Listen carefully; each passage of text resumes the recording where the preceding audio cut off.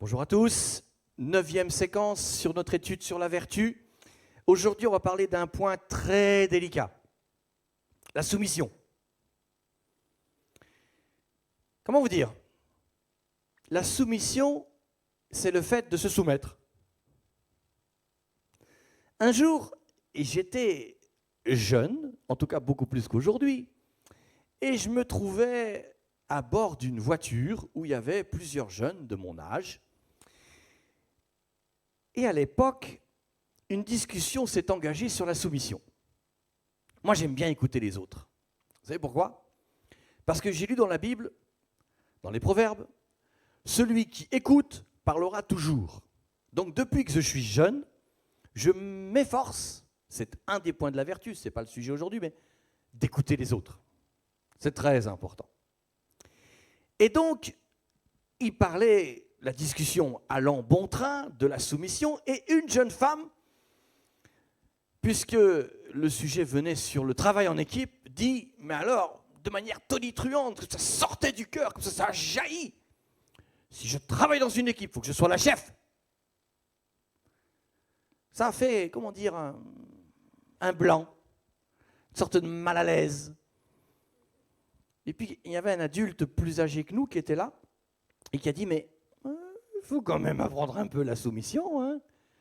Alors, elle a essayé de baragouiner quelques petites phrases pour essayer de réchauffer la mayonnaise, mais c'était trop tard, c'était tombé trop bas, irrécupérable. Ça me fait penser un jour, mon épouse a fait une mayonnaise. Ma femme cuisine tellement bien. Ça aussi, c'est une vertu, et j'ai cette vertu dans ma maison, je m'en réjouis. Et un jour, elle nous a fait une mayonnaise absolument formidable. Elle était belle, elle était onctueuse. Je n'avais qu'une envie, c'était de me mettre à table, ce que je me suis dépêché de faire sans tarder. Et on était à peine à table que la mayonnaise n'était plus là. Elle avait complètement disparu. Et à la place, dans le bol, il y avait une sorte de flaque d'huile bizarre et inquiétante. Et en fait, on s'est aperçu que la mayonnaise avait été faite, bien faite, mais il manquait le jaune d'œuf. Donc sans jaune d'œuf, comment dire, c'est la délite. Eh bien, la soumission, et c'est formidable, puisque c'est encore notre Dieu qui nous enseigne à travers une sœur, Ruth. Regardez combien elle est soumise vraiment. Ruth chapitre 2, verset 8. Boaz, donc le patron, dit à Ruth, écoute ma fille, il est en position de force, en position d'aîné, en position de hauteur. Et Ruth l'accepte parce qu'elle a une vraie soumission. Et je vais vous donner une clé. Si vous voulez une vraie soumission, il vous faut une vraie humilité. L'un ne va pas sans l'autre. Boaz dit à Ruth, écoute ma fille, ne va pas travailler chez les autres, dans un autre champ. Ne t'éloigne pas d'ici. Reste avec mes employés, mes servantes. Regarde où l'on moissonne dans le champ et va après elles. J'ai défendu à mes contremaîtres, mes serviteurs, de te toucher. Et quand tu auras soif, tu iras au vase et tu boiras de ce que les serviteurs auront puisé. Ruth tomba sur sa face, se prosterna contre terre et lui dit, comment ai-je trouvé grâce à tes yeux pour que tu t'intéresses à moi, qui suis une étrangère? Est-ce que vous vous souvenez que pour devenir un enfant de Dieu, vous êtes d'abord un étranger? Ouh. C'est important de le comprendre. Vous ne pouvez pas devenir un enfant de Dieu, sans au préalable réaliser qui vous êtes avant un étranger. Étranger à la nation du ciel, si je puis dire. Vous êtes donc adopté. Savez-vous pourquoi vous êtes adopté? Parce que Jésus lui-même a été adopté. Comment? Sans rentrer dans les détails, vous savez qu'il y a 2 généalogies, une dans Matthieu, une dans l'évangile de Luc. Les 2 sont totalement différentes, avec une descendante qui n'a pas le même axe. Et on s'aperçoit que oui, Jésus, bien qu'étant réclamé de la tribu de Juda, n'est pas le fils naturel de Joseph, qui lui est issu de Juda. Il a été adopté. On a eu l'occasion de faire toute une étude dans notre église sur cela. C'est vraiment intéressant de réaliser que quand je comprends que Jésus a accepté d'être un fils adoptif, alors moi aussi je comprends que je suis adopté par le Père. Et ici c'est ça qui est en train de se passer. La vertu fait que les autres vous adoptent. Souvent, oh, j'ai pas d'amis dans les groupes de jeunes, personne m'aime. Dans les clubs de golf, personne ne veut jouer avec moi, j'ai pas d'amis, on m'aime pas à cause de mon caractère, de ci, de ça. Ça n'a rien à voir avec ton caractère. Tu peux être en hauteur ou plus réservé, qu'importe. La vertu fera que tu seras adopté. Le fait d'aller vers les autres, le fait d'être soumis, le fait de ne pas vouloir être le chef de tout, tout le temps, fait que les autres vont t'aimer. Elle est soumise, vraiment. Vous savez, la soumission, il faut le regarder comme ça. Il faut s'imaginer que sur Terre, il fait froid. Pour avoir chaud, il faut une couverture. Et cette couverture, c'est l'image de la soumission.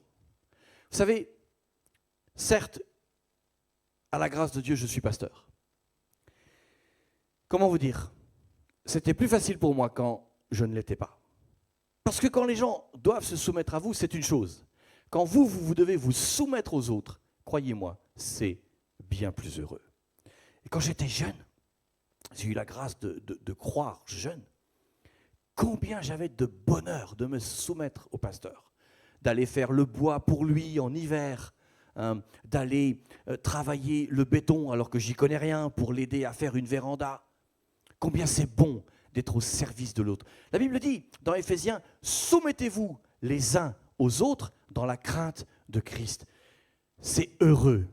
Oh, un exemple tout simple. On a eu un problème de machine à laver. Ça veut dire que la machine à laver, je peux mettre le linge, mais il ne tourne pas. C'est gênant.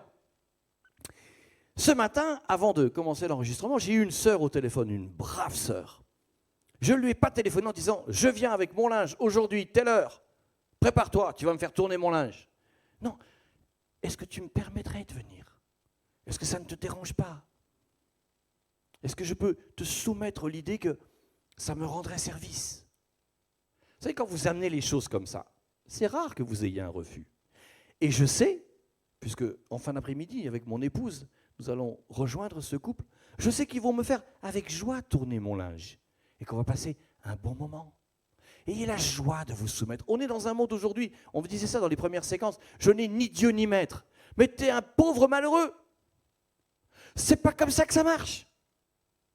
Moi je veux dire, j'ai plein de soumissions, j'ai plein d'escaliers de soumission. Je me soumets de tout mon cœur à la parole de Dieu et je vous invite à en faire autant. Je me soumets de tout mon cœur au Père, au Fils, au Saint-Esprit. Je me soumets de tout mon cœur à tous les pasteurs que je connais. Alléluia. C'est vraiment important d'avoir une soumission qui soit réelle. Je finirai cette séquence en vous disant que, attention, encore là, il y a un piège. Vous savez, dans la soumission, il y a deux axes. Il y a l'obéissance et la soumission. Aujourd'hui, beaucoup de gens confondent l'obéissance et la soumission. Le parent dit à son enfant « Range ta chambre !» Et c'est 1 heure de tractation et de guerre avant que l'enfant fasse semblant de ranger la chambre. Ce n'est pas de la soumission, c'est de l'obéissance. À peu près. Le jour où vous dites à votre enfant, tu pourrais ranger ta chambre? Ah oui, papa, maman. J'ai pas eu le temps là, mais je m'y mets. Alléluia. La soumission, bien plus que l'obéissance, est vertueuse. L'obéissance peut ne pas être vertueuse. Je donne un exemple d'obéissance pas vertueuse. Avant le radar, tout le monde roule à 90.